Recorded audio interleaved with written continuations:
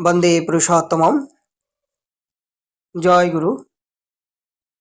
আশা করি সবাই পরমপিতার কৃপায় ভালো আছেন। আজকে আলোচ্য বিষয় নারী নীতির 168তম বাণী।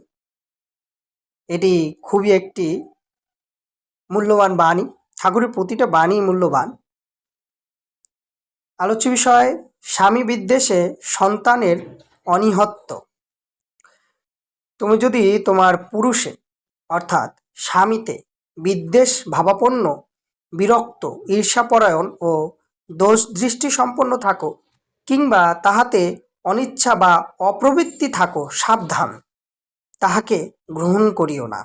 কারণ ইহার ফলে অল্পায়ু, মূর মস্তিষ্ক অস্থির, ঘৃণোৎমতি, রোগাসংকুল ঘৃণ সন্তানই ভূমিষ্ঠ হইবে। আপোষ ও উদ্বেগে তোমার জীবনকে অতিবাহিত করার পথ পরিষ্কার করিও না। জয় গুরু।